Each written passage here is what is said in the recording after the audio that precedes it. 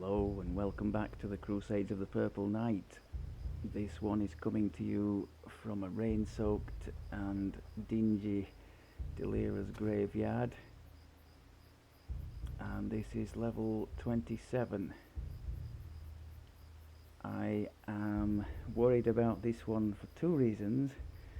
First of all, the effective quest level is going to be 2 levels over our level, and secondly, almost nothing in here is going to be susceptible to our crowd control, so that's not ideal either. On the plus side, no, I'm afraid if you thought I was going to say I'd cleared out the inventory, I have to come clean. I've left it all, but the idea with the bank and the shared bank was absolutely right. I can't believe I've just left all this.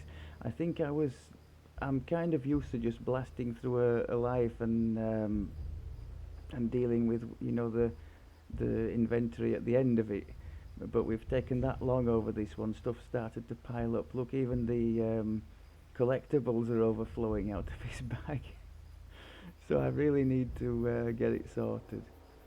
What was I going to say? Yes, on the plus side, I've had a look in the Pale Master Tree, and I've sacrificed the bit of spell power from the Feywild Cat to give us this one, Unholy Avatar.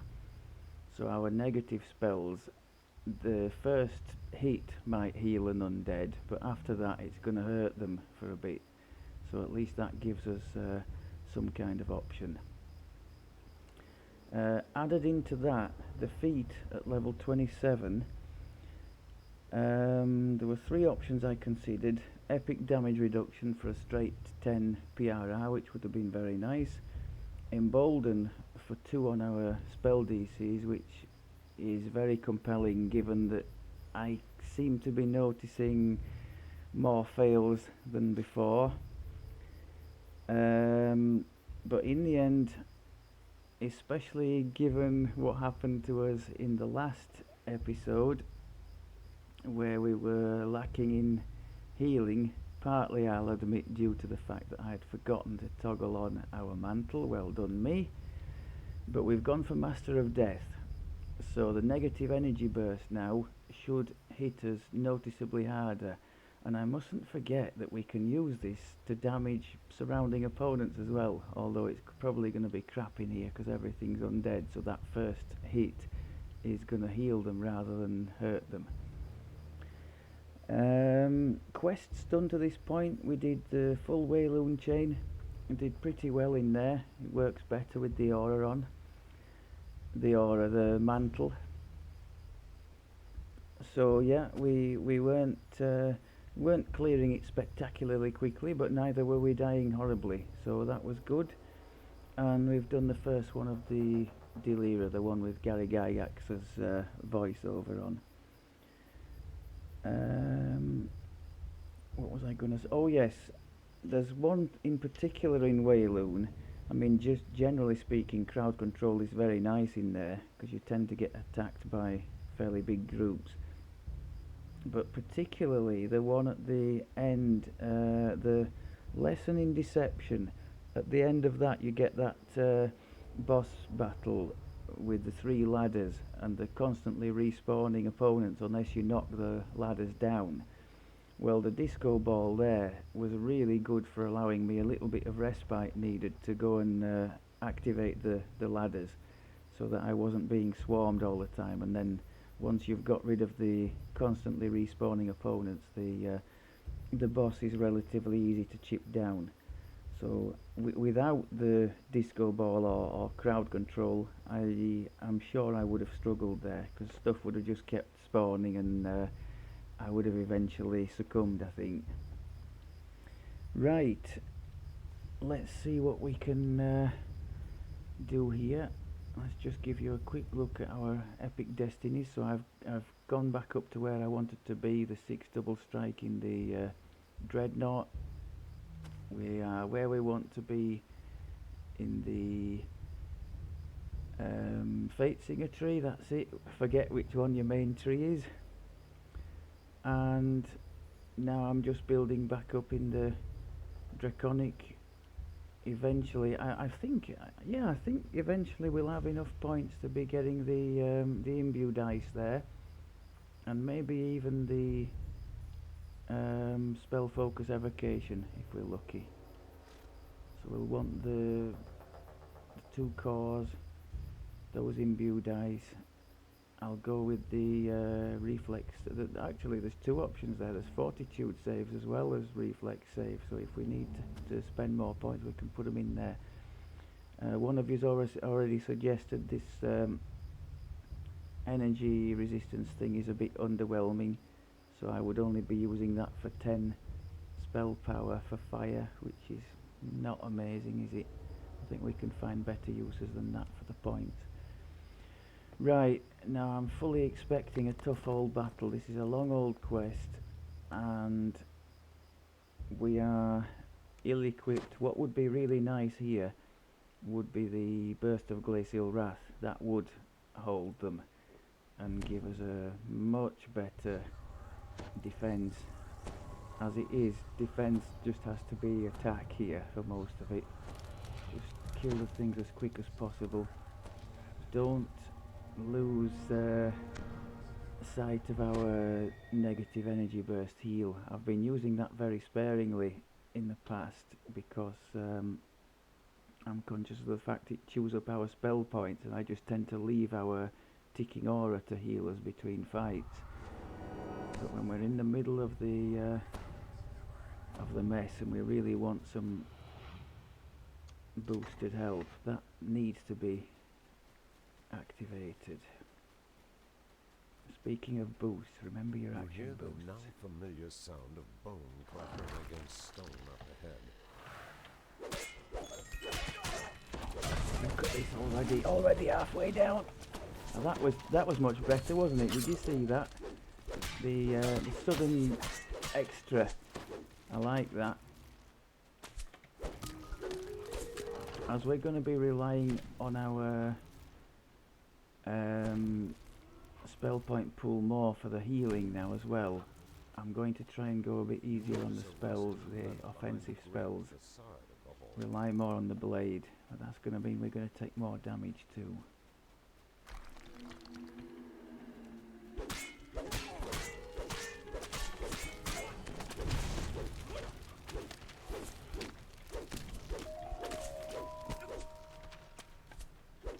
And of course all these things, I think they'll have resistance to our slashing damage. That's why all the yellow numbers are coming up, isn't it? Another problem. I've really picked a good quest for us to showcase our abilities here. But that said, if we can get through this, then I think it's a feather in our cap. I think there's going to be a lot of stuff popping up here on the other side, isn't there? God, I mistargeted the acid well. So bad. I didn't have we got auto target on? Yeah. I didn't have the opponent targeted, so it just appeared right in front of me, which is a real shame. And more or less a waste of the spell. Now, can we still hold the reflex? Yes. Yes, I know you're hurting. Shut up. I really wish we could have had the... oh, God, really?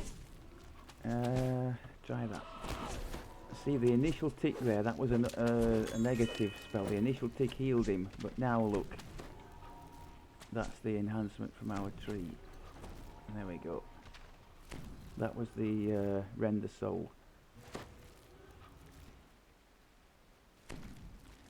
Let's make sure these buffs are kept up. So far we're managing the spell point pool nicely.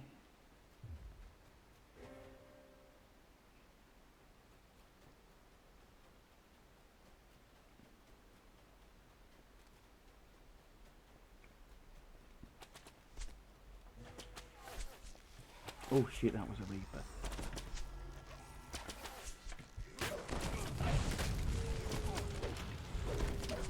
Nicely done. nicely done, okay. Yeah.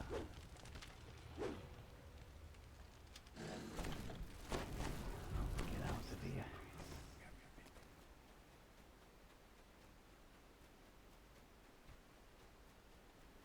Oh, can you see me? I guess you can.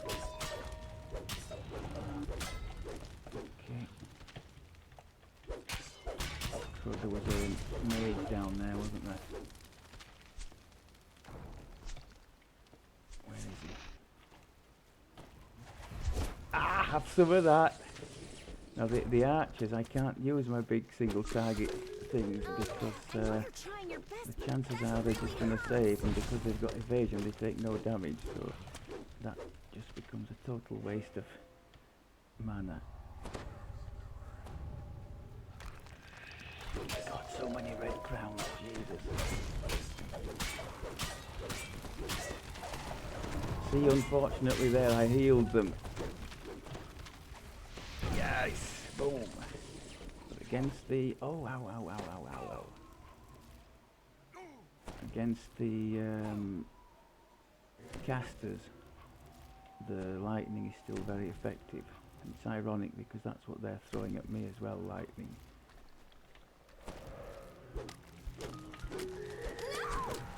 I'm doing my best to make full use of our action boosts because we do get extra bonuses whenever we trigger one.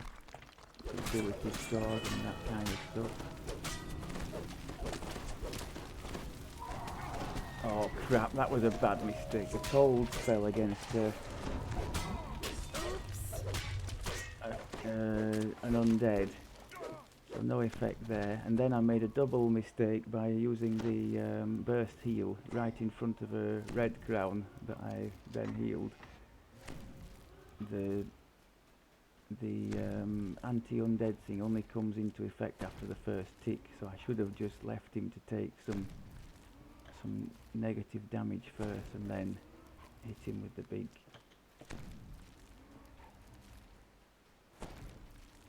So yeah, I couldn't have chosen a more challenging quest for us with this kind of a setup. So if we do manage to prevail, I will be more than happy. I've been known to invis through all of this section, but I don't want a dungeon alert in this situation. I really don't.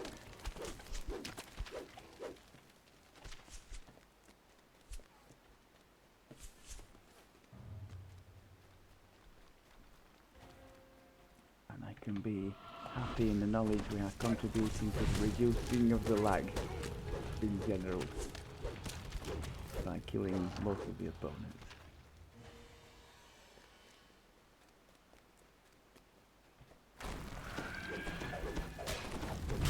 Come on. Some big stuff coming here, isn't there? Yeah.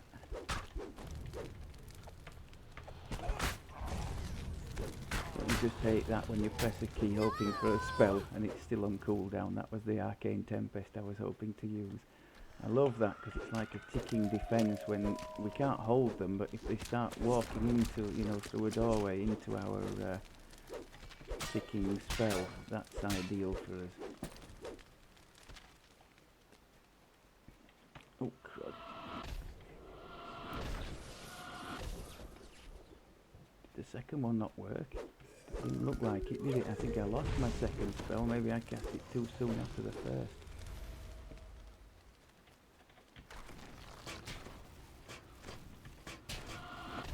We will never mention this again. Our order run out. No, it's still going. Why are we taking so much damage? Put that back on. Oh, crud, an archer. Can we try to do that to you? Hopefully damages over time. I don't want him hammering me if I can help it.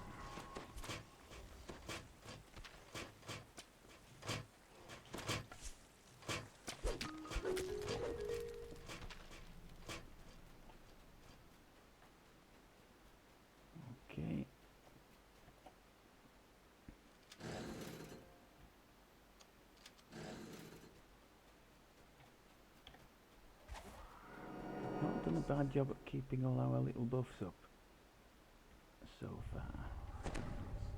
We have made some use of the boost, not enough though. Want to make more use.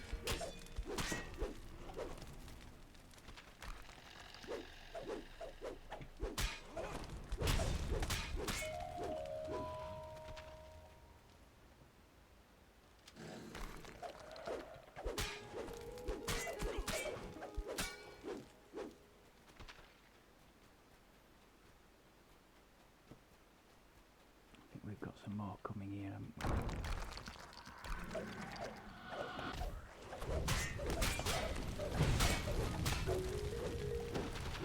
Probably, or definitely not made enough use of the AoE spells. That said, we're still halfway down the spell point pool, aren't we? So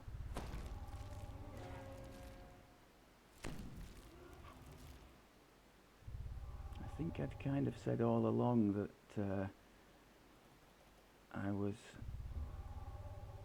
going to focus more on using our spell points for maintaining the defensive buffs than offensive casting, whether we had to make a choice between the two.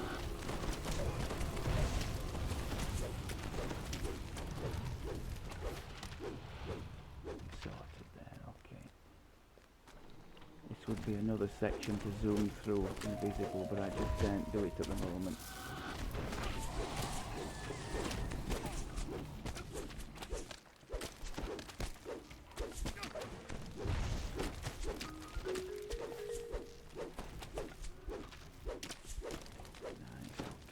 Reaper at the back there.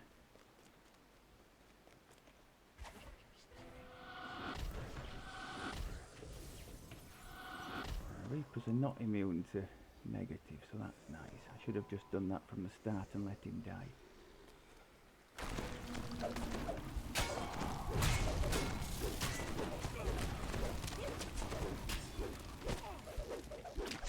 Try to avoid using the big burst heal when we're in the middle of the packs of undead, because it's going to undo all my work This is just a attacking them. different type of opportunity.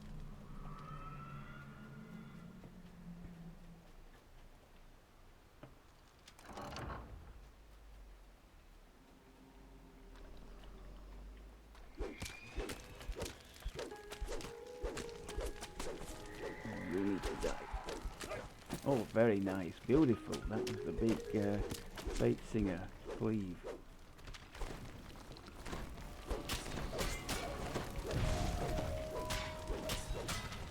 I think one thing this has proved, obviously we've had to manage without any, I lost my aura. We've had to manage without any crowd control here, except for on the Reapers. So it has proved we could have, and it was a valid strategy to just go with the weapon attacks plus defensive buffs.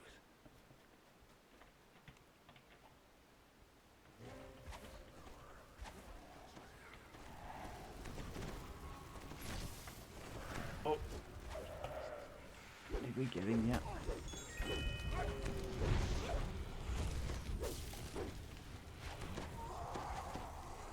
Thing at the back needs to die. Beautiful, look at that. Are we going to have what it takes to tackle you? I hope so. Putting damage all the time on. I won't use the cold because I know you'll be immune to it.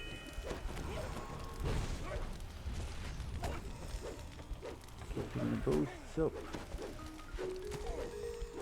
Damage wise, as she's a caster, she's not done too much to her, I don't think.